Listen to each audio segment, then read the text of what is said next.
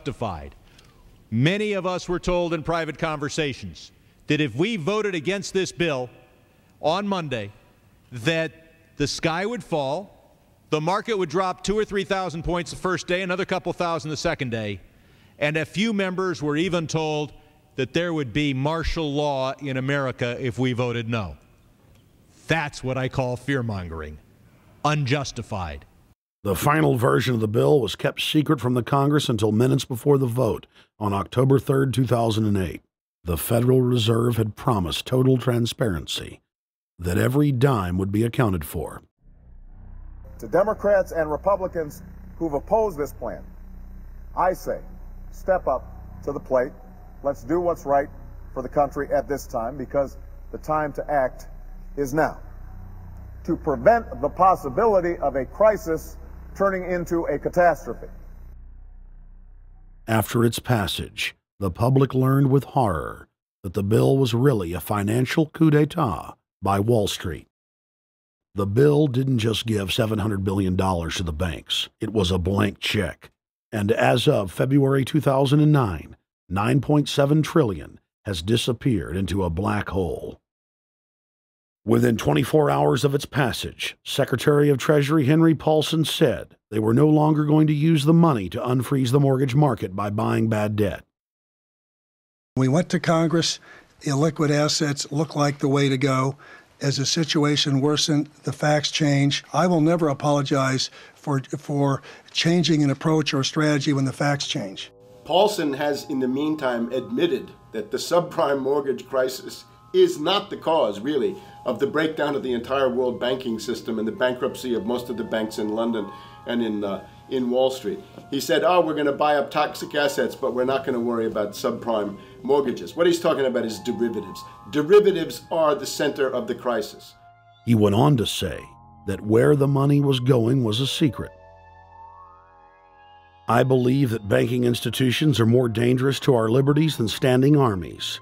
If the American people ever allow private banks to control the issuance of their currency, first by inflation, then by deflation, the banks and corporations that will grow up around the banks will deprive the people of all property until their children wake up homeless on the continent their fathers conquered. The issuing power should be taken from the banks and restored to the people, to whom it properly belongs. Thomas Jefferson, 3rd President of the United States. Secretary Paulson came in with the Vice President and Fed Chairman Bernanke and made all these assurances that there was absolutely a critical, immediate need to get rid of the corrosive derivative products, all the different names for this, ubiquitous, sub-S retraded credit default swap, blah, blah, blah, blah. Okay? But they talked about them as though they knew what the hell they were. You got the money and you immediately said, what items, what auction? Now, the Treasury just basically cut that out of the bill. And what we have here is a situation where banks are hoarding the money that they're getting from the TARP. They're using the money to purchase other banks. And all of a sudden, the Treasury sent a signal to the banks, forget about it. We're going to give you the money that you want, and you do what you want with it. Unless you direct it specifically, it's not going to happen. I don't think anyone questions, Mr. Kashkari, that you're working hard. Our question is who you're working for.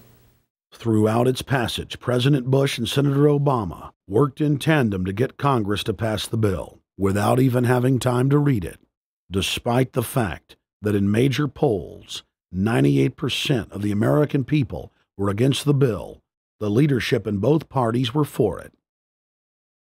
And I really want to commend Barack Obama, because as we were involved in the this and that and different provisions of the bill to persuade people, he really gave them confidence that this was the right decision for the American people, even though it wasn't, in our view, a great bill for them to vote on. I want to take a particular moment to also thank an individual who's not here, and that is Barack Obama, who made numerous calls not only to all of us, but to members of our caucus, and helped us gather the votes on the Democratic side to pass this legislation. Bankheads then bragged to the press that they were hoarding the bailout money and using it to buy up smaller, healthy banks and insurance companies. Their plan was working like a charm.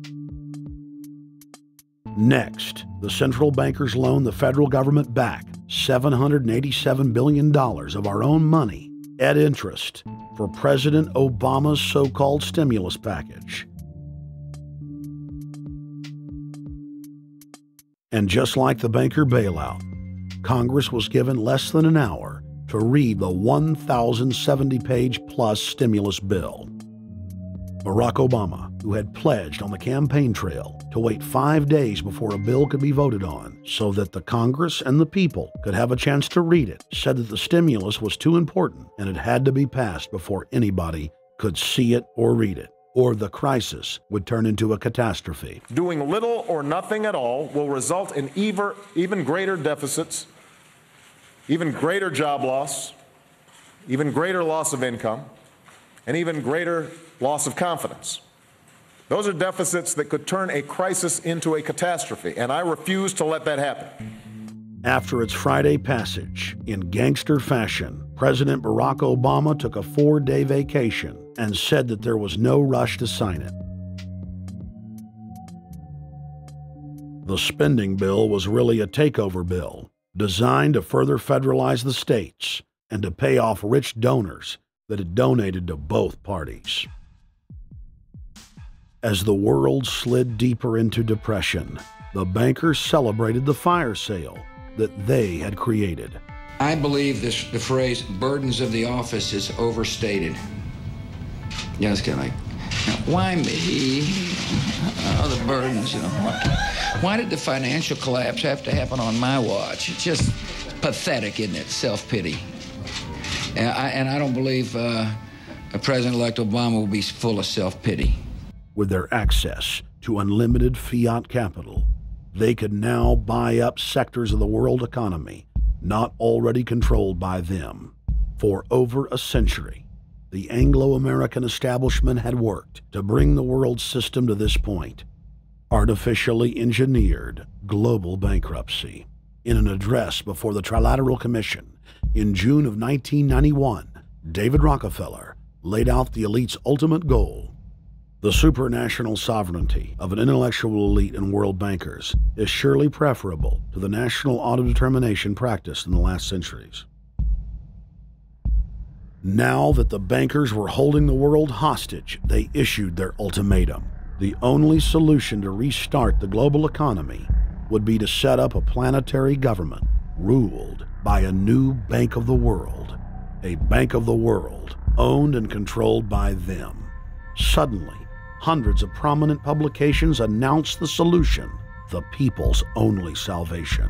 Time magazine, in an article titled "The New World Order," said that the new super bank would control the world's currencies and set interest rates, and that the new bank would, quote, knock the heads of bad countries like the United States. At a meeting of central bank heads and finance ministers dubbed Bretton Woods II, the plan for world government was unveiled by the very bankers that had engineered the collapse. Formerly sovereign countries would now pay their taxes directly to the banking cartel. Hundreds of new carbon taxes, controlling every facet of human activity, would only be the beginning. Now all the elite had to do was to sell the public on accepting the final phase of their takeover. And it's Obama's job to sucker the public into standing down so the bankers